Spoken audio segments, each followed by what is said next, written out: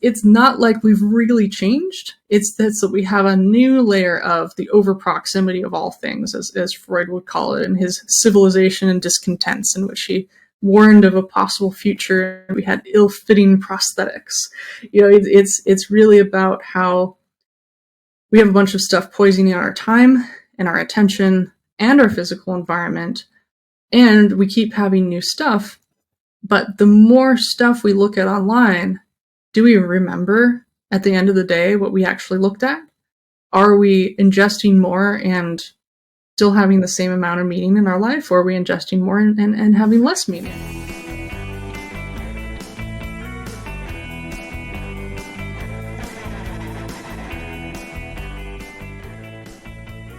Dear friends, Kurt Derdix here. If this is your first time listening, I am so glad you found us. Today, we chat with my dear friend, Amber Case. In this episode, Amber and I explore our experiences in the tech industry, Amber's startup, Geoloqi, which Esri acquired, and our collaboration while we were both at the firm. Amber's main focus in recent years is calm technology, a type of information tech where the interaction between the tech and its user is designed to occur in the user's periphery rather than constantly at the center of attention. In 2015, O'Reilly published her book, Calm Technology, and this episode is all about the need for human-centered design in tech and celebrating Amber's launch of the Calm Tech Institute. She has a big brain, a big heart. She's a lot of fun to talk to, and I'm really excited to share today's conversation. So, without further ado, here's Amber. Amber Case, it is so good to see you, my friend. It's been a minute. It's really good to see you, too. It has been quite a minute, yes. There's so much to cover. We have our paths have crossed in many dimensions, and I'm just so excited to celebrate you as a person and your amazing career, and you have some fun news to share. So I so appreciate you reaching out. And I'm trying to think when we first met. I think, let's see, it's May of 2024. I just got a notification that this week, 11 years ago, would have been my first day as an official Esri employee. 2011 or 2012. It's all a blur. Anyways, you guys have got when I was on the corp dev team at Esri, and then I started hearing about Geoloqi, and then you got Jack Dangerman acquired the firm. You were the founder, and then all of a sudden we were collaborating on some stuff, and you were an Esri employee or partner, Acquihire and beyond, I think, and it was an amazing time to be collaborating at the firm at that time. And I'm struggling to remember the very first time we met, but that was sort of the season when we met, and there was this incredible crew. Robin Jones and was part of the team, who ended up being my boss. And God bless Robin, she's amazing. So and then your buddies with Chris Krug from Vancouver, who I'm friends with from a different life, and so there's so many interesting. Then Vanessa Camones from LA, who I know from the LA tech market. So I think these are just some examples of the different networks that we overlap in. We're so excited to talk about calm, and I feel like I'm doing all the talking, so I need to calm down and let you talk. Yeah, well, it's great to be here and talk with you a couple lifetimes later here. But Geoloqi was a little low-powered GPS tool. We were the very first, if not the first, platforms that you could use location as an API for iPhone and Android. So we actually built it before iPhone had GPS. So we built it on early feature phones that happened to have GPS chips as a neutral platform, with the idea that GPS would happen a couple of years later, which worked out. But it is really hard to build something when the everyday life doesn't look like the thing you're building yet. To really not have any comparables, knowing that at some point the comparable will happen and that you will have been early, which makes you look like you're on time in the market. And then when the market consolidates, you're there with it. So that's really what happened with Geoloqi, is that we were location nerds, all of us. And we had an incredible design team that came from a University of Oregon, led by Lee Latour, and everyone was incredible. A lot of what we did, because we didn't have enough money, was to play. We made a Hack Manhattan game after the NYU ITP department had made this location-based game, but we decided we would digitize it. We called it Map Attack, and we got people to run around and to collect little geofences around town. And that allowed us to stop buying 15 phones at a time of all the different models from like the local store to test, and then bring them back the week later, because it would be very hard to buy a bunch of phones. So we had a lot of hacks around what we were doing, and we raised the least amount of money possible. But it was interesting just seeing Esri, this large, I just call it kind of your third grade geography class as a dream, going to the campus for the first time, meeting people, that it's a large company most people don't know of, but that touches their lives every day. I really like the ethos. I really love that it was privately held, so you didn't have to worry about shareholder returns or it getting bought or it needing to make these products that just captured attention through advertising. It was really about making real stuff. And everything I do, I think I'm either 10 years late or 3 years early. And a lot of people right now, I don't think they actually look into the past at all when they make a new product. They're like, we're making a new VR thing. Like, well, have you studied the history of VR? They're like, oh yeah, it's brand new. It's like, no. Do you know about Ivan Sutherland? Do you know what they did? Do you know why VR was invented? Do you know what's been used for all these years? What about AR? Do you know where the term AI came from in 1956? Do you know the first big popular app was a therapy in 1960? Like it doesn't take that long to get this history. And then once you do, it's kind of a different story. It's, oh, we don't need to build that way because somebody already built that way. Or, wow, someone spent $20 million building this way. We could do it differently this time. Or what have we learned from collecting a graveyard, in the case of Geoloqi, a bunch of location-based apps that were done too early or done incorrectly, or the market wasn't there, so that when the market came to, we would be in the right place. And it's really hard to kind of design. First you collect the history and then design the specific shape that you want to be. But with that, you can do really well with limited resources. It's just not as shiny and exciting as raising $500 million for something that will crater in a couple of years, and then you have to lay off everybody. It's a completely different feeling, and it can be really rewarding and fun and wonderful. I think when Geoloqi got out, we had a team of 6 and 5 million users. So we had a very small team, where early on, when we were still in a small apartment, we had all of the processes running in little screens, and we could actually see if a process took too long. We could rewrite it. I don't think if we had raised a lot of VC, we would be watching the processes like that. We would just be spending money because that's what you do. You have to go and then get acquired or IPO. So it was a completely different way of doing things. And I think, there are a lot of, say, very long-term Esri employees that came out of that. And for a lot of people, it became their dream job to work at Esri. Yeah. So Patrick Earl. Patrick Earl, yeah, incredible designer. Yeah, absolutely. He's amazing. Well, so Geoloqi, LOQI, you guys had the cutest little dinosaur. I still to my day, I have one of those, and we used to give those out. That was fun because we made a bunch of Esri ones, and there was a little flash drive. Yes. Yeah. That was a struggle to make. When I was in college, I was getting my degree in anthropology to try and counter my tech history. I grew up in a family they were broadcast engineers, my mom and dad. They put TV on the air. It was a very blue collar job that actually got automated. So when I was a kid, I watched my parents' jobs get automated, which was horrifying. But I remember taking anthropology, and during one of the finals, I was in the library pulling an all-nighter, and the librarian had this little basket of Easter eggs and trying to cheer people up. So she gave me one, and out of it hatched this little dinosaur that was kind of misshapen, this little blue dinosaur. And the company that produced it went out of business. I ended up drawing it to kind of save it before it fell apart, changed it up a bit.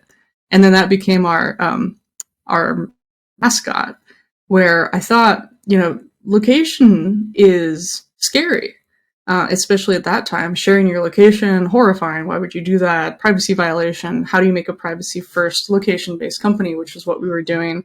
Share your location and let it expire at a certain amount of time. See when someone's picking you up from the airport. Now you can do this on most phones, but that was, we were one of the first people to do that. And I thought, to make it fun and friendly, we should have a cute dinosaur mascot. And a mascot would just differentiate us from the bloat of companies that were trying to copy us, and it worked really well. We could tell when our competitors were looking at our pricing page, because they would be talking about how their kid liked the dinosaur, and I'd be like, well, that's interesting, and so it was kind of a giveaway for a lot of companies that were excited about location, but they didn't really understand how it worked or why you'd want to do it. And eventually we kind of figured out, this is a hard thing to do, is that we're a feature. We're not a whole startup. We're not a whole company. And the best thing to do, we had a lot of acquisition offers, and we really liked Esri. We really thought we could have something more long-term with Esri, and I had a lot of respect for the scrappiness of a company running since 1969. And so we went with them. But yeah, it was an interesting time, even how we ran things, running everything from Portland, Oregon, which is not, at that time, it wasn't really known as a startup place. And then I wanted to raise all money from Oregon to see what would happen. I kind of wanted Silicon Valley VCs to be like, what did we miss? And start looking around in Portland. And so part of it was trying to get more investment to go into Portland, and try to, hire from Portland as well. So not hire someone from Silicon Valley, import them and increase the housing price in Portland, but actually hire people and pay them a good salary. A lot of people that we hired were not getting paid very well. They weren't getting treated very well.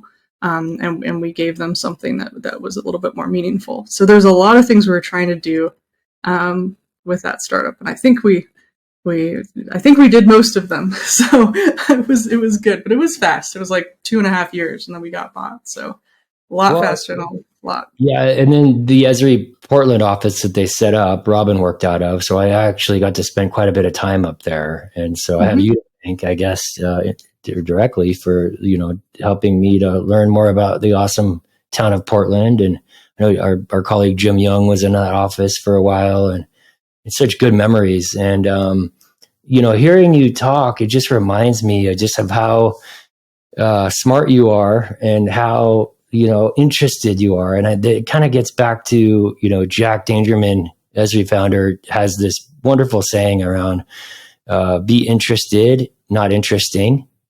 And how it's about he's just so curious, and he's such a great listener. And he has this, I think out of that, he has this other insight around above the line. And I remember he told me one time, he's like, Kurt, draw a piece of paper and put a line in the middle, and, above the line, write context, below the line, write content. And he's like, the trick is to stay above the line. And he's like, the below the line is the glue of the stimulus response function. And you just get sucked into the, animal kind of fear, flight or flight. But the above the lineness is the imagination and the creativity and the innovation. And I could, just hearing you talk, I could imagine why you and I witnessed you guys having a really fond relationship with each other. And I think he probably saw a lot of himself in you. And I know folks like Scott Morehouse really appreciated collaborating with you, Esri CTO. And, any sort of thoughts about your time collaborating with those guys? Yeah, I remember Scott Morehouse asking me what kind of starship captain I was. And as I was a huge fan of Star Trek, I was delighted to hear this question. And I said, I don't know if I'm a starship captain, but if I were to be one, I'd want to be Picard, because Picard is in Next Generation is a very, very well. First off, Shakespearean trained actor on a television screen, which is great. And he, Patrick Stewart is this diplomatic person that very rarely gets mad, has really good control over his emotions, and knows when to disobey the admirals, and really has, as Jack would say, that the above the line context always in mind. Very rarely gets mad, but there are some aliens that really really get him mad. But he's able to be subsumed by the Borg and become a Borg and recover from it, and still has flashbacks. And it's terrible, but really leads his team, and I really like that. So I said, I don't know if I'm one of those yet, but I'd like to be. And it was a fun thing. But I also remember him giving me, the other thing that I loved about Morehouse was that he gave me a bunch of books. And he said, your job is to think 10 years at a time. And he gave me all these books about, like, here's the history of radar, or here's the history of radio. Here's Ted Nelson's Humans Lib from 1974, first edition zine about the history and future of computing. That's all really handmade into a copy machine, like 9 pages at a time.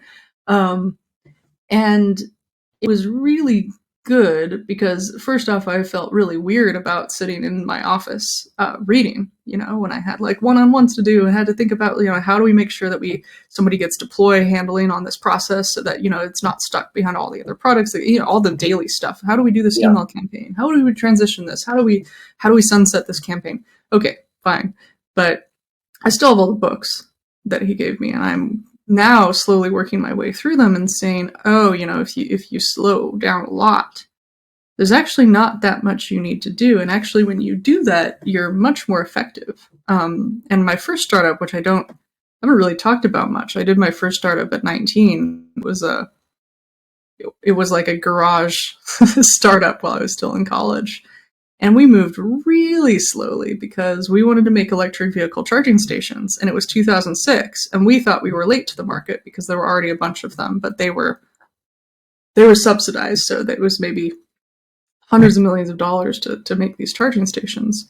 And we made affordable charging stations because we thought no one's going to charge their car in the parking lot of a grocery store. That's really stressful. People need to charge at home.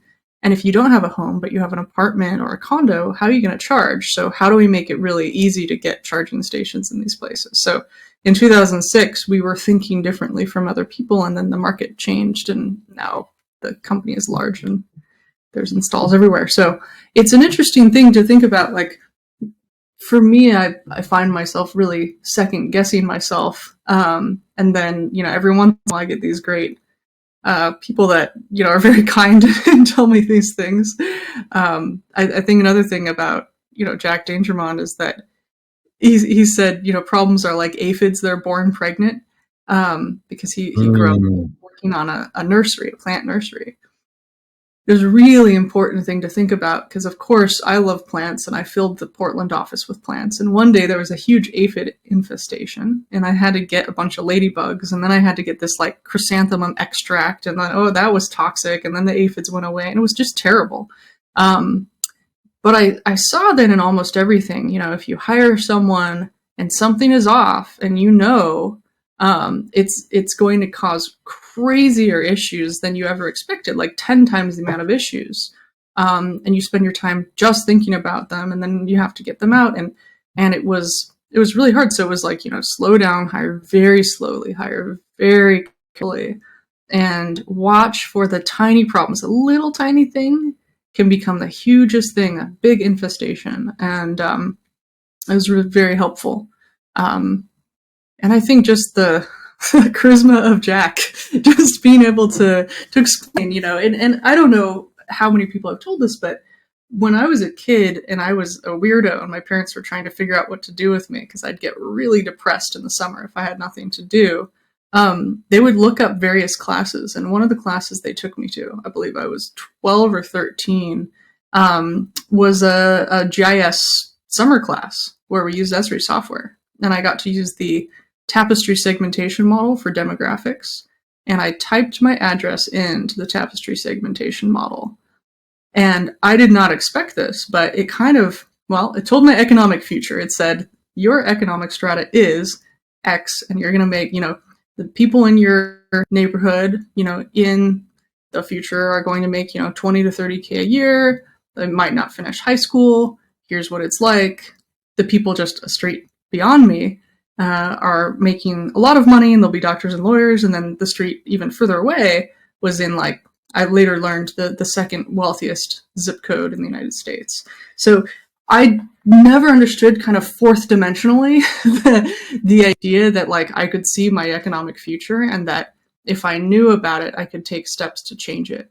I had a situation where, I needed to take care of my parents, and there was a lot of economic constraints. And so I was, from a very young age, trying to figure out how I was going to manage all of this. And I even read the book Childhood's End by Arthur C. Clarke to be like, okay, I can't be a kid anymore. I need to take over. Very, very stressful. So that's why, by the time I was 19, I thought, I am very late to entrepreneurship.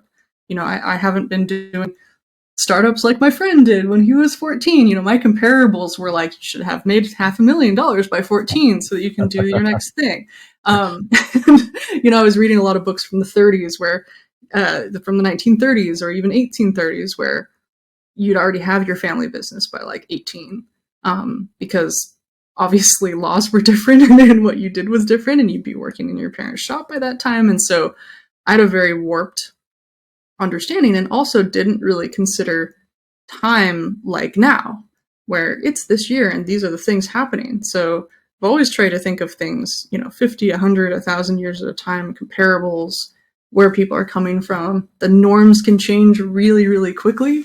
And to try to position myself to be in a spot where, right now, super difficult, because there aren't a lot of people out there that are seeing what I see. And I can do one of two things with my mind. I can say, oh, I'm going to second guess myself because obviously this isn't the thing. And then be very upset, 3 years later, where this is the norm and I gave up on it.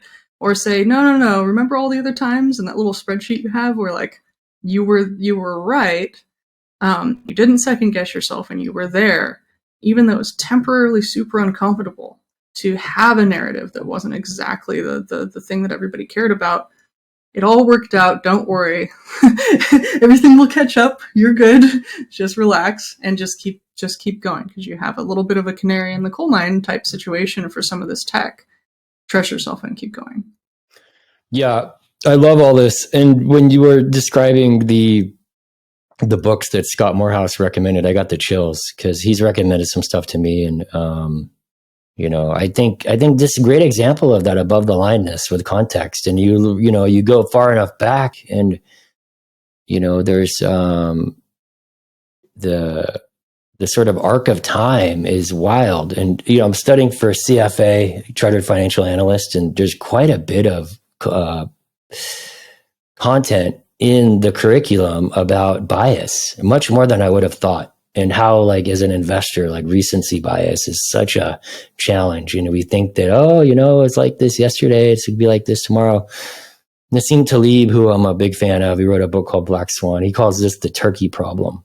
And the turkey problem is essentially that, 364 days a year, the turkey thinks everything's going to be fine. And then all of a sudden Thanksgiving comes and the turkey's toast, right?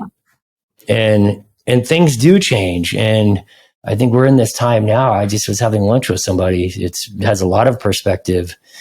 And we got into this whole discussion about how things are so different now with COVID. And I think it's as big as a shift as we had after World War II. And I think we're just, still trying to get our arms around it. And, we're only really 2 years out of this kind of global pandemic. And I think in that context, I'd love to try to kind of tie it back to what you're doing at Calm, because I think a lot of us sort of, I sometimes get overwhelmed. There's a lot going on, and I'm unusual that I have a pretty high capacity for input. I think you're probably that way too. I can work long hours and still study at night. I can do things that, a lot of other folks can't do just from a stamina endurance point of view. But even I get sort of tired and overwhelmed. And, I think the connection back is like, when you think about, technology and productivity, and you think about these long arcs of time, and, you have the wheel, and it goes on, and here we are. And things are just ramping so fast, and AI is sort of all the rage now, and I we all have different gifts, and I think one of your gifts, I mean, 2010 Fast Company magazine named you as one of the most influential women in technology. Like you have sort of a gift of sort of seeing things in a different way, and sort of, I guess, I don't know if future casting is the right word, but like that's sort of what you're. Like, talk to me about kind of maybe a little bit of that, and then what we're working on with Calm, and sort of, what's on your heart and mind, and how does this all sort of fit together? Sure. It's really interesting. I mean, yes, I'm a trained futurist. I was a fellow at the Institute for the Future, which has a 80% track record at predicting the future. And the trick is to predict multiple futures. One, because you don't have one future, there's many. And two, there's a lot of, future prediction models, but they all really depend on the past. And if you talk to science fiction authors, they have all sorts of methods for, let's take this small thing that's happening at the edge, an aphid that's born pregnant, and let's expand that out and see how that affects larger things. And then there's a feedback loop that happens where people then say, ooh, Black Mirror. Black Mirror is a documentary, right? That's not something in the future. That's a reflection of what's happening now. And that's why it resonates so much, because we all see it and feel it. So what I find weird is that if you're a lawyer or a barrister or a judge, you must read history. You must read a history of law. It's not called history of law. It's just called studying law. You read as much, and it's good if you study history, as undergrad, and then you go to law school, because you need to research the past. You need to see the precedent of the cases that have happened before, and then you need to use your judgment to either sway the judge, or if you are the judge, understand what that historical precedent means for today and how that works. And how that's going to, how you can choose something. You might set a precedent in the industry because of that. And so when I was an undergrad, I went down to law school to study and got a hold of a cyber law textbook, which was one of the earliest. I think it was the first cyber law textbook that came out. And I was reading cases like Google versus Geico. Geico was mad at Google. They said, hey, you can't put an ad word. Says Geico to a fake site, we're going to sue you, Google. And I think one of the Google founders representing himself in court against Geico, which, aside from that cute animal mascot, is a humongous company, and with very expensive lawyers, and said, hey, it's not our responsibility to put this information on the website and to police every single AdWord that goes through. You need to, you can sue the company that misrepresented themselves on AdWords, but that's between you guys. It's not us. And that set a precedent in cyber law, or so read. And there's a lot of these things. And so I don't think of tech and the newness of tech as being one thing in and of itself. I think the story of tech is written about in the news as tech, or sometimes the failures of tech, or somebody raised a bunch of money to make a tech thing. But the behind the scenes is a lot of law.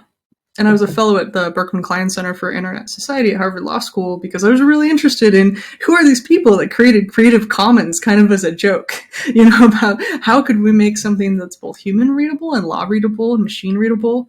And I love that thing at the edge, right? So it's really, I'm a fan of protocols and standards and legal things. Anything that makes the world more legible between multiple parties, whether that's, a little board that you can press buttons if you're a dog so you can speak human words. The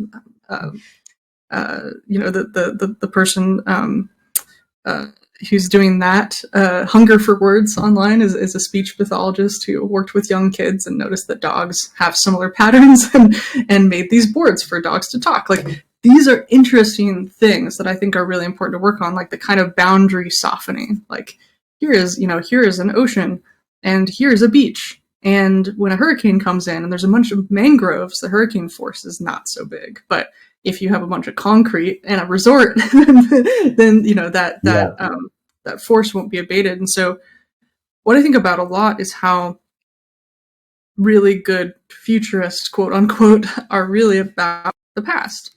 And if, as a lawyer or as a civil engineer or any of these like very intense things that also involve ethics and certification, teach you about the past, teach you about, the bridge that fell incident and how not to do that. You learn all these examples of what not to do. When you learn computer science, it's not like that. It's, go to Stack Overflow and make your first weird app at 14, download some code and make an iPhone app. It's, in a sense, approachable, but in another sense, you are making it so that a lot of people who are using your app basically have no mouth, but they must scream.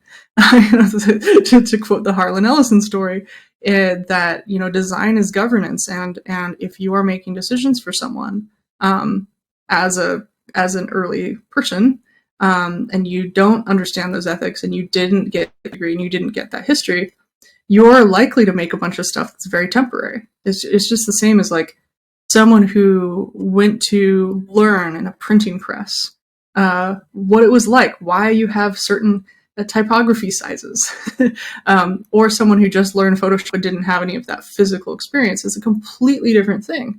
And Charles Geoloqi, who invented Adobe Systems, like his dad was a print shop person, so it makes sense that he could take that and transition that into the next era. He had that context, and so I think there's a lot of abstraction. There's less history, and so we get a lot of pain because we don't look at any of that. So I think there's an opportunity to teach technology history and embed good design and engineering principles into the product design process once again. And to do that, you can't just say, here's a new design school program, although that would be great.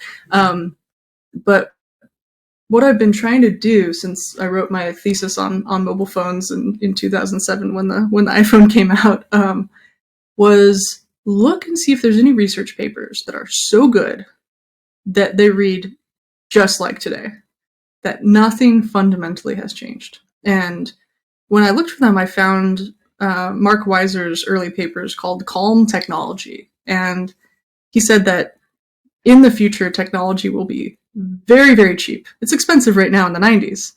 The most scarce resource in the future would not be technology, it would be attention. And how technology worked with or against our attention would make or break that technology. And he talked about how you could empower your peripheral attention, like when you drive a car.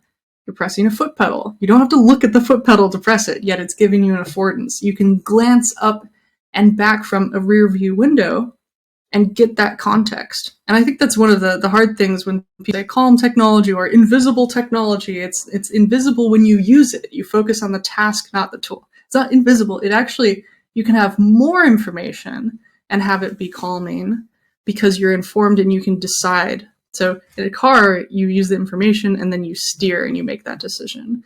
And I think that's a really important thing, is that was designed as a kind of cybernetic system. You have the car is doing stuff for you in the background. You can hear it, but you're the one in control. And, Weiser died when he was 46. I think it was 1999, really quickly of cancer, was retiring to go write a book on calm tech and died.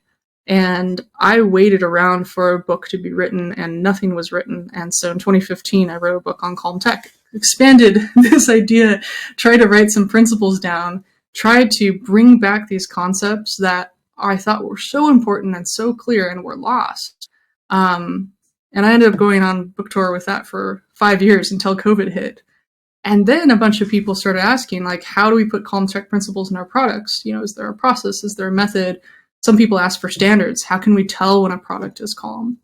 And so So I'm launching this this Calm Tech Institute, which is resurrecting these ideas, but then expanding on them and actually being able to go in and affect how people make products. And the problem is right now is there's a lot of people who are still in the idea that, like, let's go really fast. Let's put AR and VR and AI and put everything in a product because we need to, because we're terrified that we'll be left behind, or we're a publicly traded company and we're told by our shareholders that we have to do it. And it's a panic. And then they implement it and it's terrible because they didn't have a strategy for, alongside intelligence or pass-through design or giving people context. And I think one of the other misnomers about tech is that it should be easy to use the first time. Just think about all the tech that we use. Like, you have a bunch of guitars behind you on the wall. You can't just pick up a guitar and suddenly play a great song. You have to develop a relationship with it and actually get calluses on your fingers that are kind of painful, and you have to learn how to tune it. And then really becoming good requires spending a lot of time alone learning to deal with this thing. And then when it does, it transforms you. You and the object transform each other. It's the same with driving. We don't expect to go into a car and know, but as a culture, we're okay with the idea that it could take 6 months to a year to learn how to drive. We're okay with the idea that it could take a lifetime to learn how to use a camera and make it pass through and make it system too. And it's the same thing with like writing poetry, or like, you can learn how to type, but it doesn't mean you're going to win a Pulitzer Prize. So I think there's this notion that in some places, this classic, which we don't consider tech anymore, it's just a tool, it's just what you do, that norm, totally fine if it takes a long time to use. But if it's a new tool, forbid if it takes more than 3 seconds to learn how to use my new CMS, right? It's okay if it takes a while, and it's okay if these things are informed by something in the past. But once we learn how to use a bike, we can go on it 20 years later. The bike fundamentally hasn't changed. If we try to use Gmail 20 years later, it's going to be a completely different system, and we're going to have to relearn it. So I think there's a lot going on in the kind of digital world or the IoT world where everything's trying to talk to us, and there's so many opportunities for good design. But I think right now, most of our new technology is just a terrible roommate. And my job with the Calm Tech Institute is to help humanize product design and try to grow the awareness in the market for mindful products by making design standards that people can say, oh, I really want an alarm clock that just works. I know where to buy it because there's a way to search for the certification, and a lot of the people that I'm working on this with are, they're Media Lab, they worked at Xerox PARC, they worked with Mark Weiser, they're from, Disney Research, they're from all these different places. But the idea is we, for the last at least 20 years, have had one narrative about tech. And that's that it's really in your face. It's like the movies. It's always exciting and always changing. It's hard and it's crazy. And that it's not connected to the past. And I think that we went a little bit too wild with it. I think the other issue is that we assume that technology is what comes out of Stanford or what comes out of Silicon Valley, whereas there's a term called cosmotechnics, which is that every culture has their own set of technologies and tools. And what would it look like to have a Japanese website? Everybody should be able to make their own thing instead of just assume that just one culture makes something. So I'm trying to broaden the perspective on tech and cause people to question, where did you get that assumption about tech? Why do we need to put this here? And if you really want to make something good with AI, or you want to make a voice interface, you want to make a system that has lights and, ideally not blue lights that keep you up at night, to tell that your vacuum's connected to the wall. There are a bunch of strategies you can use for the senses to have something in your environment, but harmonize with the environment instead of the tech today that's really sticks out like a sore thumb. Mm-hmm. Yeah, so that's amazing. Calm Technology, the book you wrote on O'Reilly, right? Is that? Yeah. Principles and Patterns for Non-Intrusive Design, and it's I'm reading from the Amazon listing. How can you design technology that becomes a part of a user's life and not not a distraction from it. Practical book explores the concept of calm technology, a method for smoothly capturing a user's attention, not only when necessary, while calmly remaining in the background most of the time. Learn how to design products that work well, launch well, are easy to support, easy to use, and remain unobtrusive. Amber Case presents ideas first introduced by researchers at Xerox PARC in 1995 and explains how they apply to our current technology landscape. And, what occurred to me as you were talking is like you're talking about first principles, systems thinking, a lot of the stuff that comes out of the Santa Fe Institute, complexity. And it's sort of ironic that Fast Company is calling you a influential women in technology, and inherent in that is that Fast Company is this idea that everything is going quickly, and I think it's this interesting paradox that I was listening to Jeff Bezos this last week online, and there was a first principles insight that he said that a lot of most people discount, that everybody's looking to see where things change, but the real leverage or perspective that is valuable is looking to what will stay constant and what will not change. And that's something that you can forecast and predict accurately 10 years into the future. And he gives this great example about Amazon is going to, like, 10 years from now, I can bet that people are still going to want a low cost provider, and all these little things that most of us know and appreciate about Amazon. And he was able to bet on that in a big way because he knew that wasn't going to change and that he could sort of build around that. What's also kind of weird as a paradox, though, is that even though time is sort of still kind of moving at the same pace, there's sort of this rate of change where things are moving so much faster. Like there's some phenomena about it. So I think it feels like things are moving faster. And I think in some ways, they are. I think if you look at the amount of information we consume on a daily basis, like however many, bytes of data, that's probably one way to factor the rate of change is like information. Maybe that just sort of makes us feel like it's changing. And I think back to this idea of calm, I think there's a inherent, Facebook, I've sort of invested in it on and off. And, I have a lot of mixed emotions about it. I love Instagram, but it's so good at like just keeping me hooked in. And Roger McNamee, founding partner at Elevation Partners, famous investor, was early in Facebook, and he's gone very public. I think he even wrote a book about regretting his investment in Facebook and how it's sort of like, causing, there's sort of the double-edged sword of it, or like the dark side of some of this stuff. And I think it's challenging when you have a ad-based monetization platform that's incentivizing more disruption. So is some of that in the verve or the spirit of what you're describing or what you're attempting to achieve with the Institute? Yeah, absolutely. I think, one of the principles of calm tech is, the thing should work even when it fails, which is from traditional engineering. If there's this many, if there's this many mile an hour wind, it should still work. If there's a great temperature change, the bridge should still work. If there's, this much load, the bridge should still work, except under extreme conditions, which are clearly marked on the bridge. Then we'll shut down the bridge because we know, it's over this temperature and it's over this wind, shut the bridge down and save people's lives.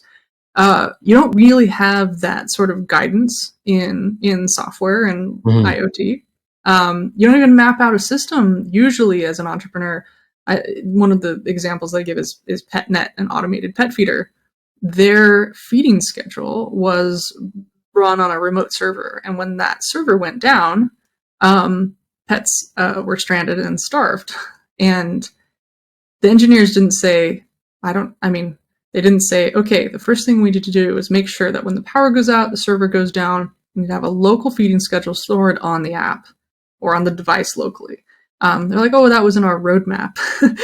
Also, when the company went out of business, begged people for like a monthly amount of money to keep the servers running. But the company didn't need to have servers unless, you wanted to use the server to watch your pet remotely. They could have just kept the thing working without the remote the remote viewing in the app, they could have said, well, it's just a dumb feeder, but it works and it has a 7-day battery backup in case the power goes out. And you've got your feeding schedule locally. Building like that, to me, is the first thing people should do. Because, early on, you might have your own blog, your own website, you'd share a server on a hosting provider, you'd do a one-click install bad PHP app, some forums. But nobody was saying, oh no, our server bill is crazy. We need to put ads on everything. Your server bill might be like $100 a year if, or you could run it out of your own house. But people were building their own websites, and you could have a little tiny social network, and it was okay. But when the RSS atom wars happened of feeds, and then you woke up and you could subscribe to people not through these feeds anymore, you'd subscribe to them through a social media platform that was hosted by somebody else and centralized, it needed ads to run. And so the business models of a lot of these companies got inverted. The problem is we don't think about all the successful companies out there that don't require ads. There's Teenage Engineering that makes really incredible music apps and hardware. You have Ableton, that allows you to make music. That's been really, really good for years and years and years. You have toilets, even smarter toilets. You have bidets. You have ovens. You just have all these things out there that aren't reported on because they're so normal in the industry that they can be billion-dollar companies. And it's not a big to keep going. They can be family run. In Germany, you have a very strong middle class, privately held kind of family company layer that just makes good quality stuff for generations. So part of the thing is why I think things are going so much faster and we seem to have linear time instead of circular time is that we keep thinking that we're moving forward and that we're modernizing in some way. But I actually think we're more like Victorian 2.0 times, that we never left the Victorian era at all. In the Victorian times, you'd have all sorts of weird stuff showing up in your house, like Scheele's green wallpaper in a beautiful verdant green color that was actually laced with arsenic. Arsenic gave it the toxic, beautiful green sheen, and people were dying because of this wallpaper. That's where we got the name fashion victim from. Somebody with a beautiful green lace dress who wore it because it was the color of the moment, so hot, the hottest tech, and then died.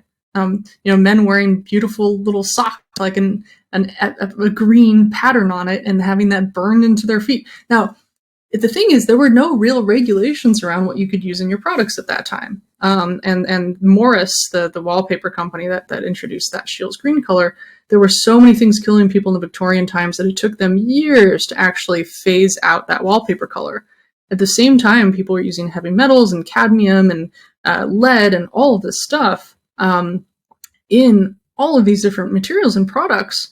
And to me, we have a lot of similar things going on right now that are hidden. If you take an X-ray spectrometer and hit it at, some of the ceramic mugs in your cabinet that are very bright, there's cadmium in there. There's heavy metals in there. It's not like we've really changed. It's that we have a new layer of the over proximity of all things, as Freud would call it, in his Civilization and Discontents, in which he warned of a possible future. We had ill-fitting prosthetics. It's really about how we have a bunch of stuff poisoning our time and our attention and our physical environment, and we keep having new stuff. But the more stuff we look at online, do we remember at the end of the day what we actually looked at? Are we ingesting more and still having the same amount of meaning in our life, or are we ingesting more and having less meaning? Or is meaning conserved? We just chunked it up into like these bite-sized things. It's not like it was any different from yellow journalism and early journalism before, where people were swaying the news the wrong way and manipulating things. It's just faster.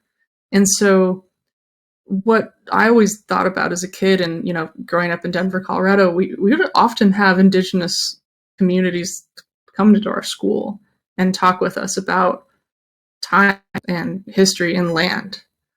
And it was always like, in my opinion, indigenous cybernetics, the most advanced understanding, because you get 1,000 years of history. You understand where something comes from, whether a system's healthy or not, what you put into the system to help the system self-regulate, and what your role is in the system. And that was really a core thing that I learned as a kid, which was, it kind of made me sick to go into a supermarket shelf and see like all this random stuff that people didn't really need, versus being able to live off of what was around you, in your world, locally to you. And I know that, at the edge of the market, the people are eating local, and people are having local materials, and they want real cotton clothes, and they don't want to do fast fashion. But the actual cost of the real is humongous. It's not this artificial price of, $3 strawberries. And so that's something that we're going to have to deal with, of, is the real only available to the wealthy, and then everyone who's poor gets like this, like to share a bit of a fake thing. Like, I want to re-democratize the real, and maybe we have less in our lives, but it's better quality. I think if we, that the socially conscious consumers are now a humongous part of the market, and an increasingly large purchasing power. People actually want to buy stuff that works. People want to trust their stuff.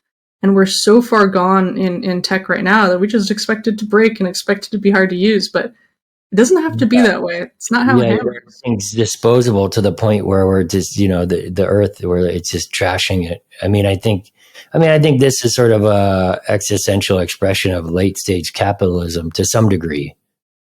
Is that fair to say? Or is it maybe something different where it's more about just, I don't know. Yeah. I think it's incentive models. Like, if you have a bunch of publicly traded companies, the algorithm is winning, because the algorithm, you on a board, you as the president, you as the consumer, you as the shareholder, you have to have a huge return. You have to continuously have returns, and there's only enough return space. And then you have, derivatives traders trading off of that. So it's, I think there's an opportunity for slower stuff with more family-run, multi-generational companies, and a lot more room for blue collar. But like, is that going to be hard? When we get to the revenge of the real, and we realize that, abstraction is actually causing us a lot of pain. I want to be there alongside a bunch of other system-based long-term companies to help redo the incentive models economically to make it possible for companies to do this right. Because right now the incentive models are, we can't afford to do it the right way. Actually, it doesn't take that much research time. You can do it the right way. And then if you have a certification that says, hey, this was done better, there's like quite a bit of a difference in someone's bottom line that can happen. And not that many companies, are gutsy enough to do it. But the whole point is to change the model so that there's something a little bit more for people to say, aha, there's a different incentive in the world now. Let's try this one out, and we can see the benefit. Yeah, a couple of things that come to mind. One is there's a phenomena that there's the number of publicly traded companies has diminished quite a bit, like dramatically, and a lot of things are going private. That's a whole other discussion. I grew up in Ventura, Patagonia's hometown, where Patagonia headquarters, and they've sort of are kind of blazing a trail, and some of the things that you're talking about. The last guest I had on the show, Paul Ollinger, was early at Facebook, and he quit in 2012. He said, maybe in hindsight, a little too early. He went to pursue a career in comedy, and we talked a lot about enoughness and like, what is enoughness? And like, this gets back to this thing where as humans, we're social creatures, and we're always comparing and status. And so like, a lot of the marketing companies have done the marketing agencies or whatever have Madison Avenue, or however you want to paint a broad brush. They've done a really good job getting people to, be consumers and keep up with the Joneses. And that's, I think a lot of us have thought about that, and, making a conscious decision to not play that game. I wish I could say that I'm like perfect. I'm by no means, I drive a Porsche, like, but it's well made. Yeah, right? It's well made. Yeah. And you're going to drive it for a long time. and we bought a long warranty on it too. But I think kind of back to with what you're doing at Calm, I'm reading the website, and it's a manifesto of these principles that one, technology should require the smallest possible amount of attention. Two, technology should inform and create calm. Three, technology should make use of the periphery. Four, tech should amplify the best of tech and the best of humanity. Five, tech can communicate but doesn't need to speak. Love that. Six, should work even when it fails. Seven, the right amount of tech is the minimum needed to solve the problem. And eight, tech should respect social norms. Is there anything on here that you would change, or that you're contemplating that maybe could be different? I think the whole point of creating those, and I got to work on those and the book with an amazing person, Carl Aviani, who's an industrial designer, is that we made them so that they wouldn't change. I want 100 years from now that not to have to change. I want to think about technology universals and human universals. What doesn't change when everything else seems crazy and ridiculous? The only thing that's changing is making a Calm Tech Institute site, calmtech.institute, where you can sign up for a newsletter and have access to services.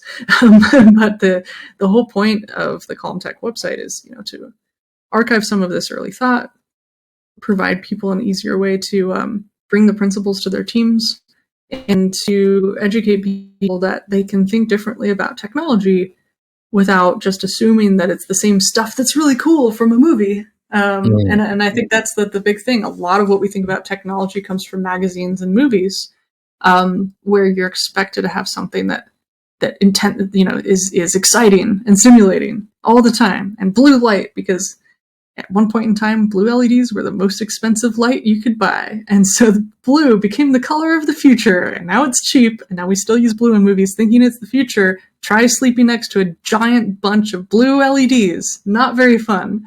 But that crept from the screen into our everyday lives without understanding, hey, at home, maybe you want candlelight tone.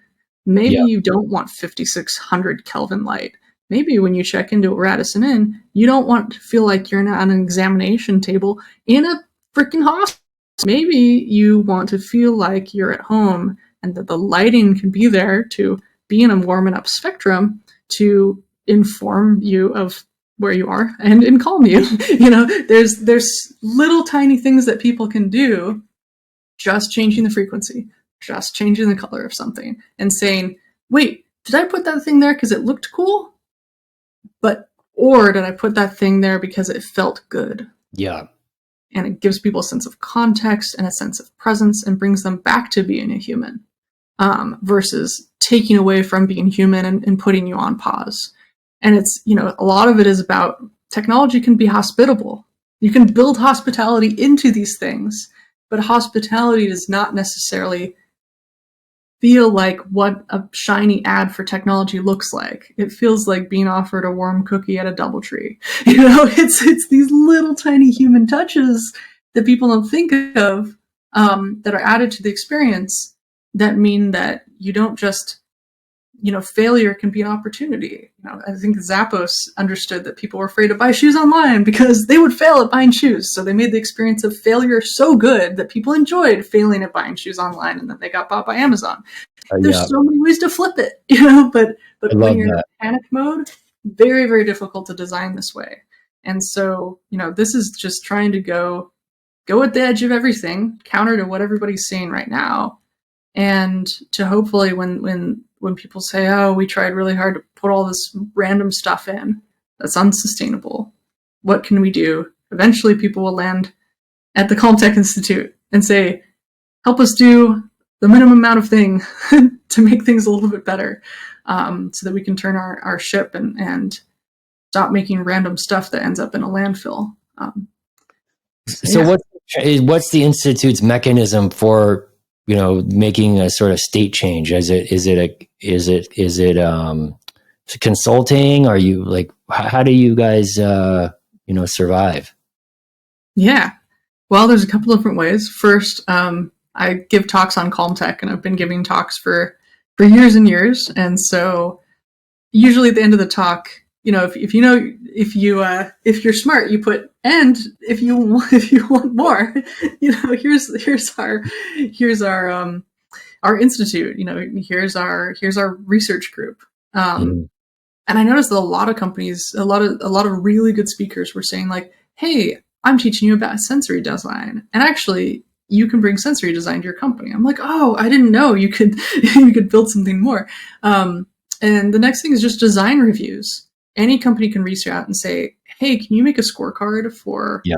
what we're doing? We just want to see where we are on the context scale." And then, I can go in with my team and we can go and say, we're analyzing the stuff that you overlooked because you're really close to your product. Where it's like, this is great, this is great, this is great. Oh, but this indicator light is this color and it really annoys people. And to really just look at how people are experiencing the product, and really investigate. And then, here's your report. Here's the areas for improvement. And then if they want to go and fix them, we can either come in and bring experts. Like, let's say you have a great product, but your sound design is totally off. Like it has this disembodied woman's voice that tells you to recharge the thing at 3 o'clock in the morning. Like, then, you can say, well, we need help with that. And we can come in and help design the appropriate sounds, or if it's light, the appropriate light spectrum, or the appropriate sensory approach, or Yeah, that makes so much sense, especially when there's like large scale hardware products, and that could scale out to hardware. It could be like physical infrastructure, like you're building a hotel or something. I heard these guys last week gonna invest with the best, and they're some big conglomerate, and they got into doing all this stuff, and they built these beautiful hotels, and they like totally messed up the acoustics. Yep. And it cost them so much money to fix it. And they were like kind of laughing about it, but not laughing. Yeah, it's really funny because I was at a research institute and they were like, we got all this money, we're going to make a new place. And they're like, doesn't it look good, architecture renderings, and it's going to cost this much? And I said, no. And I stopped the meeting and I felt really rude. But I said, okay, you've got researchers and they need to be in their own little zone and they need to talk. But what you have is a humongous open plan staircase with glass walls that's going to echo up anytime somebody comes up the stairs to see the research institute and researchers who are trying to focus. And they were like, no, we put all this money to design. And I said, stop. You need to have little coves and caves and like places with this light so that in the morning researchers can come in the evening researchers can come in and they can see the story of light that plays across. And there need to be like hidden spots. Like, hasn't anyone read Christopher Alexander's pattern language? Like, if you have a bunch of people in a space, people need alone. They need to retreat. They need to hide. Especially if you're researchers, many of which are going to be introverts, and they need that long time. And if somebody's interrupting them by going up the stairs, hearing all this stuff, what are you going to do? Give them all noise canceling headphones? Yeah. And so that was hard. And I wrote for O'Reilly. I wrote a second book called Design with Sound, which all about sound and how you do sound treatment, how you can make better sound. And it's so crucial to be able to just understand the difference between something that looks great and something that feels great, something that sounds great, something that has good light. And that makes a huge difference in how you think. Like, I just noticed, so many people with basement apartments without light, who are fighting with people in their house. Or people without enough ventilation. I carry around a big sensor with me, the Air Things sensor. It's great. They have a Calm Tech interface. They have a light that shows you the what the air is like. But I think there's 7 sensors in there. There's particulate, there's CO2, and I can correlate now. Oh, I'm feeling really tired, and there's a lot of CO2 in the room. Open the window, go outside. Totally. So if you're building from those emotional principles, dimensionality, that all these senses impact the emotion, and then there's this kind of really subtle thing that's happening at a physical level that you're not going to be able to sense. But like the guys in Vegas are genius. Like, they're pumping oxygen through the system to keep people more awake to gamble. I mean, I think one of my mentors, Duke Stump, he was episode 50 of the show. We called it Imagine a Day. And he's an incredible design thinker. And he has this beautiful idea that really resonates with what you're doing. And he says, you cannot create the magic, but you can create the conditions for the magic.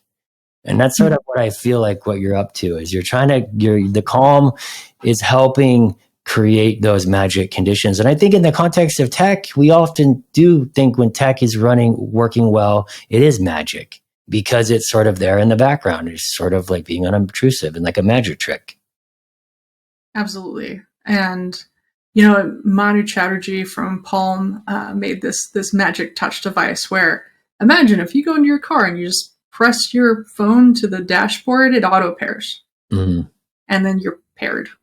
So if you go into a presentation room and you tap your computer to the touchstone, it was called the touchstone, it would have your presentation mode show up. It would knock off everything else so you wouldn't get interrupted, and presentation mode would happen, which you could design yourself.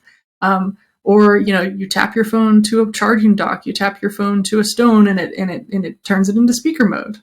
And so this was, apparently so well designed, this thing that he made that never made it to the market a little bit. It was a little bit out of its time. It was one of the things he said that made Steve Jobs really mad because it worked like magic.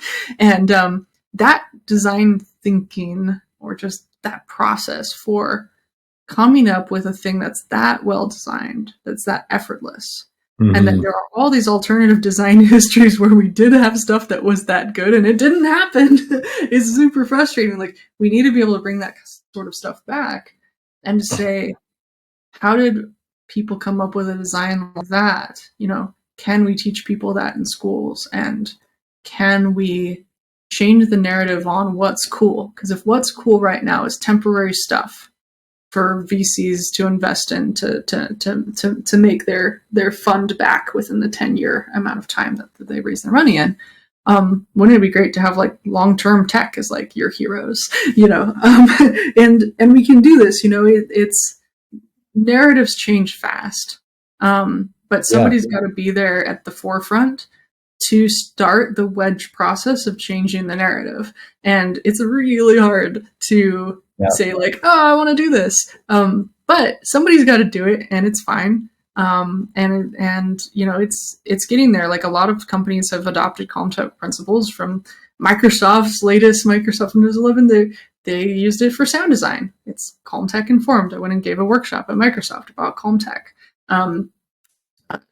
Virgin, I'm on the advisory board for Jaguar Land Rover. There's other car companies involved. There's, some washers and dryers allow you to turn off the sounds now. I get emails from companies that said, hey, our design team used your calm tech scorecard to make better products, or to like run our products through a design process. There's just not a lot out there that's really helping people to make these decisions. And it's incredible, because to do that, you can't just say, well, I'm doing this part of my job. Because if you're at a publicly traded company, it's all about the bottom line. And so somebody's got to go from the side, be slow, think to the side, and say what really needs to be in this industry and what's missing. And it's always the counter narrative. It's, tech doesn't change. Human universals don't change. There are some stuff that every tech needs to have. And if you do that long enough, neat things happen. So that's what I'm working on, and I love it. So Duke Stump, he left Nike, big gig, to go to a very unknown company at the time as their CMO called Seventh Generation. I love Seventh Generation. Yeah, and he ended up putting them on the map. It's a great story. He talks about it in the episode, and embedded in the Seventh Generation story is the story of the I think it was a Cherokee tribe would contemplate, for every decision, you contemplate 7 generations into the future. And out of that same kind of idea and that work is Stuart Brand and the Long Now Foundation. I've been there to San Francisco, and I love his work. It's incredible. I think another thought that Duke shares a lot is this idea that complex is easy, but simple is hard. And I think that's another thing that you're bringing to the party, is that, it does take time to slow down and contemplate, what is that magic that you're trying to create and kind of work backwards. And you have to sort of think about all the different use cases and personas. And, it's not something you could just, rush. Yeah. Yeah. It's a hard lesson. And also giving things away.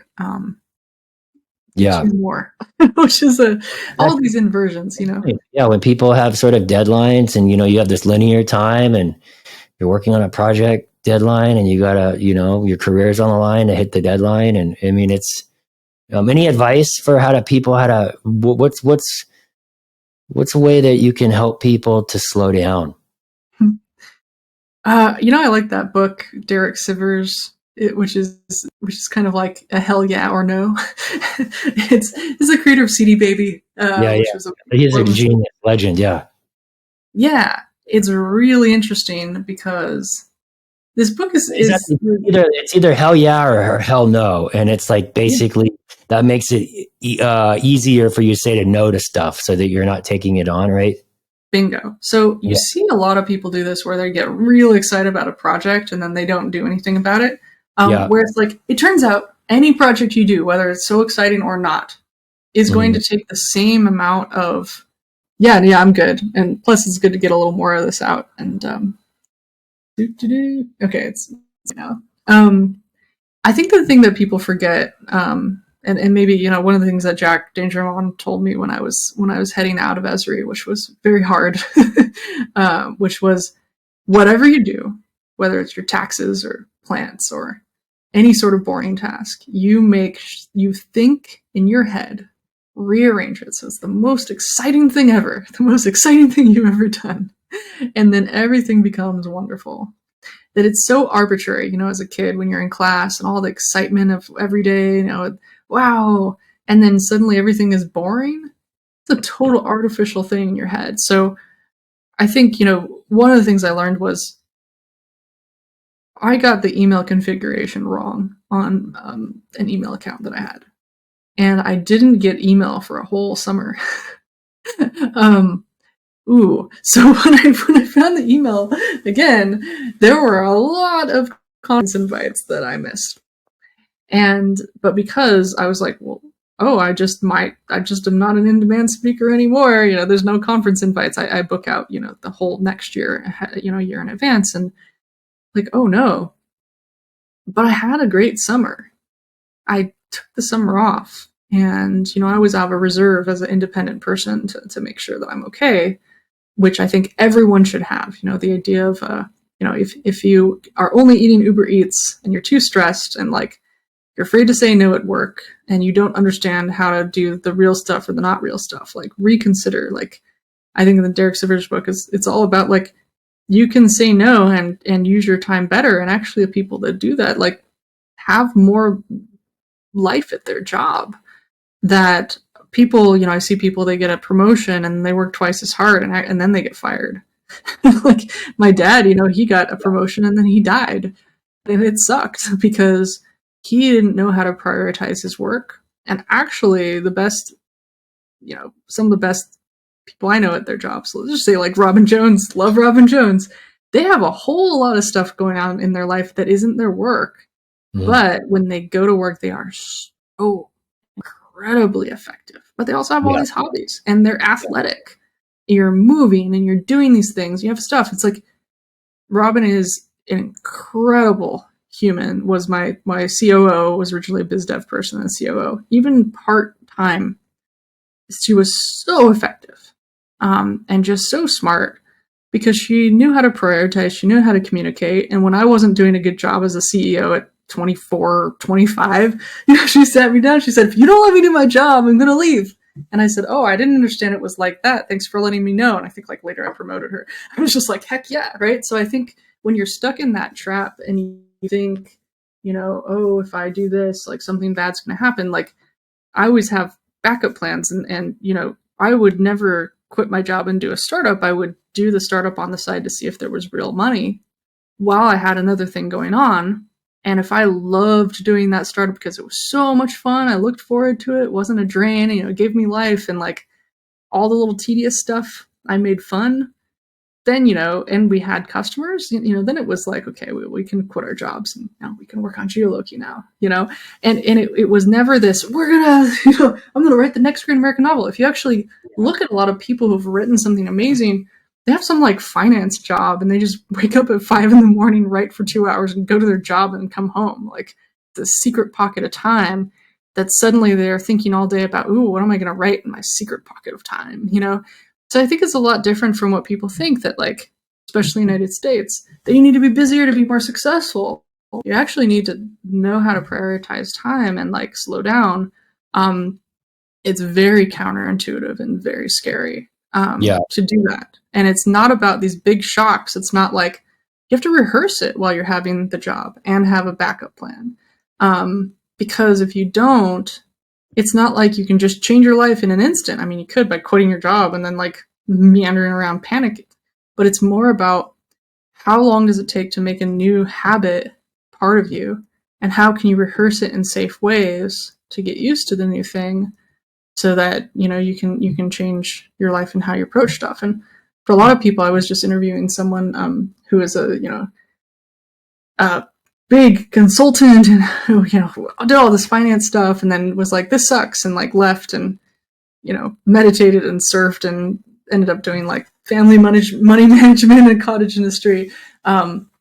Make sure you have some money. And if you're a lot of the time, like during the pandemic, I always had on my calendar in 2019, end of 2019, something terrible is going to happen and like the world's going to shut down. And I was like, some big virus, it was just like, it's overdue. People are overworked. And, I was quite prepared when that happened, that, all of my work would go away and I would need to be stuck. And I spent that time retooling, learning Figma and making new friends and like talking with people on Zoom and making sure I didn't drink, because like, I could have gone different ways. But it's really about how you frame things, and really about every company and every startup and every product, and everything is hard, or it can be really fun. But I think, like Danger Mon said, it's really what you bring to it. And it's okay. And also, like, consuming something is very different from building it. Just because a video game is fun to play doesn't mean it was easy to make. And if people can learn, one big thing is that it takes time to do something amazing, and you have to be okay with that, and be okay with, I think, at least 3 years of being terrible at something before you can ask, like, why is this hard, or what am I missing in this approach, and get around all those blind spots. Yeah. Well, two things come to mind. One specifically around time is, and what you're describing is, it's something I've found to be true in my life, is that people overestimate what can be done in a year or two, but they radically underestimate what can get done in 5 or 10. And the compounding effect of time is magic. And then as far as the question I asked about, and some insight around how to, you take that Derek Sivers hell yes or hell no, is it another Duke Stump insight is around Buckminster Fuller principle of the trim tab. And the trim tab is the mechanism on the plane that gives the plane, the wing, the lift, or the rudder in the ship. And it's the mechanism that's the least amount of effort that gives it the biggest impact. And it's about leverage. And I think that's something that I obsess about around leverage. How to do more with less, and not in a cliche way, but like in a truly like, practical, fundamental way. Cause, we're all busy, and you only, time is finite in the context of we only have so much of it before we go. So like it comes back to like, priorities, and I think systems thinking, working backwards, and all that sort of thing. Yeah. Yeah. In college, you take the test and they're like, you have an ADD and you are dyslexic and all those things. And so I got to go to these classes specifically made for, people who took that test and got the responses I did. But one of the funnest things I was told is that we had this like course where it's like, you're dyslexic, which means you will be a great entrepreneur. They just told us straight up. They're like, here are a bunch of guest speakers. We're dyslexic. Me being dyslexic, it's hard to say the word dyslexic. Yeah. But it's funny. You ever say lysdexic? All the time in my head, I have to say that so I can swap it to say the right word. But the whole thing about having dyslexia is that we were told because you can think the end and then you can work back from the end. Yeah. And so when somebody comes up with like a idea, I always think of the end result and and then go back from it.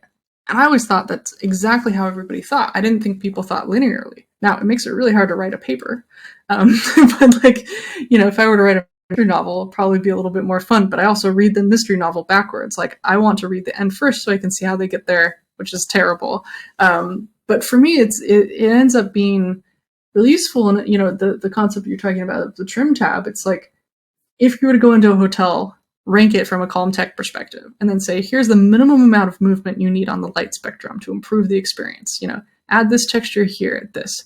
Add, here's your choices of all the things you could do and be creative with it. And a hotel would say, oh, we don't have to redo our entire HVAC system. That's great. Or if you go to a hotel and you're like, you do need to redo your, heating, air conditioning system, like you have to do it.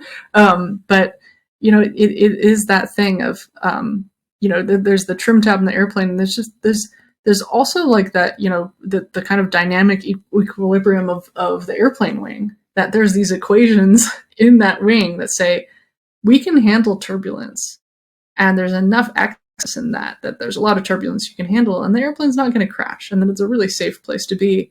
And I think a lot of people don't live their lives with enough slack to handle the turbulence when it comes up. They're on the margin because they don't leave any moment unpacked. And it's not really a huge risk. Like especially when, I got out of school and I was, for a while living below the poverty line, and it was the recession and it was bad. I still tried to engineer enough slack where I lived way below my means, which was really intense to do. But try really hard to be clever, and, have enough, because those companies that spend all of their money when it's good, when it gets bad, they have to lay off their workforce. And it's like, I want to see a company that raises a bunch of VC and barely spends any of it and says, okay, we'll spend some in 20 years. Now, VCs cannot afford to have a company that doesn't spend their money in shape, right? They're giving them money to change shape. That's just how it is. But if you maybe you can raise a little angel. Like they never raised any money and they've never laid anybody off. That's right. But they went really slow, They went really slow, and now people, governments, city planning departments, firefighters, even though the tech might seem really boring, might be outdated, it's not.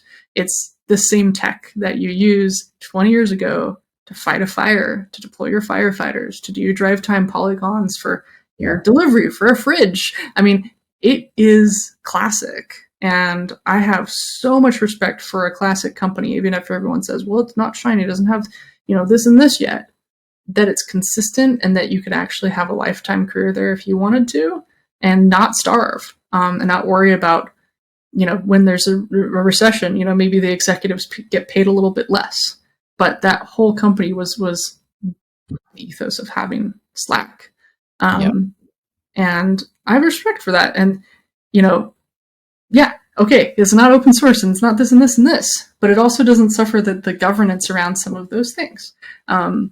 Not that I don't use these books. You open source stuff when you need to sort of like, kind of race to the bottom, or you don't have a competitive advantage, but you close source when you have a competitive advantage. Yeah, it's interesting. Yeah. And discussion, but sure. Yeah. It just sort of reminds me, I could just talk to you for hours and hours, and I want to be empathetic to your time and empathetic to the audience. Speaking of bringing some calm technology principles, to not burden them with our yammering on about all things brilliant.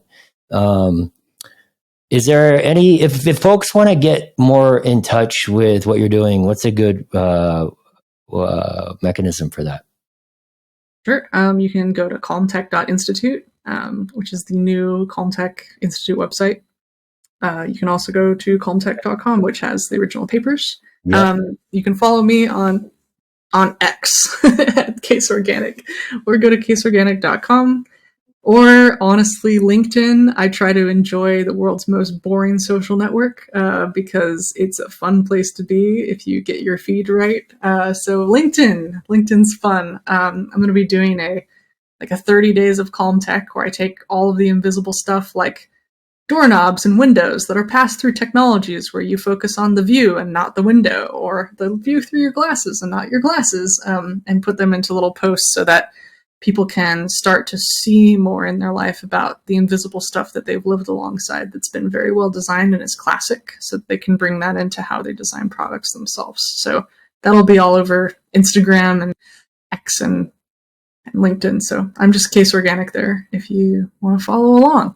Yeah, I love that.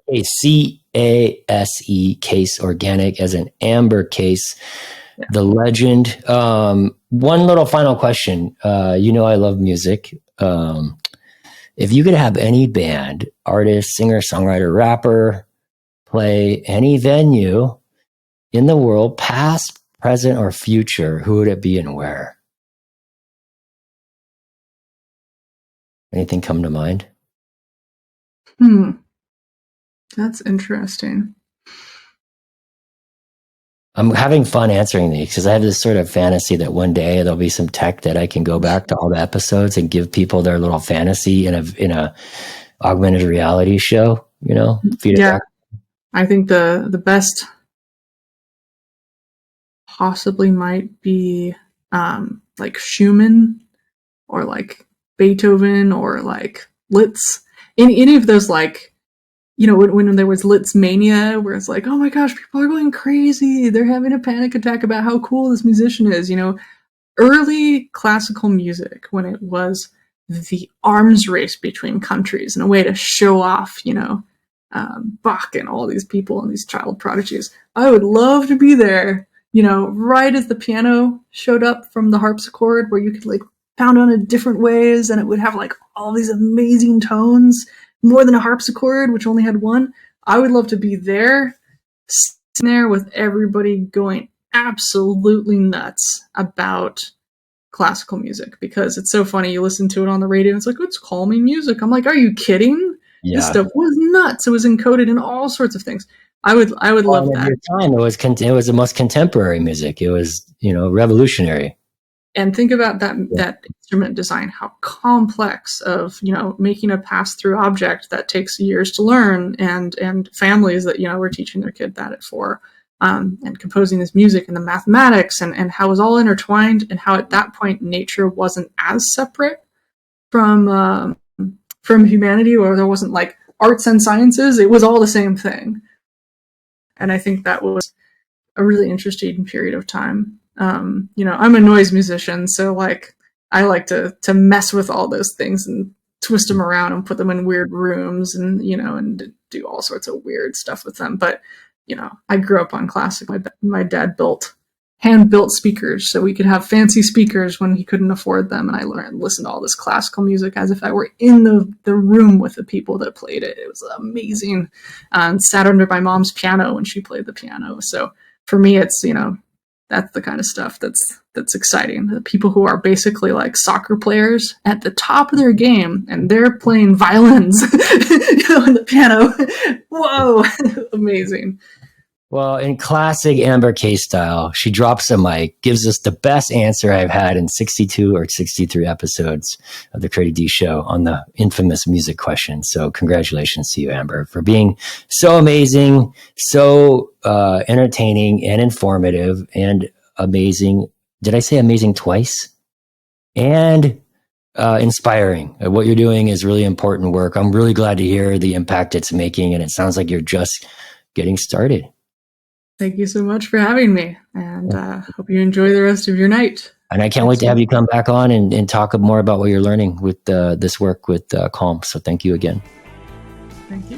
Thanks again to Amber Case for being our guest. I hope you enjoyed our conversation and Amber's perspectives on the tech industry, the importance of historical context, and the future of human-centered design. I'm at Curdy D on Twitter and Instagram, and also Kurt Taderdix on LinkedIn.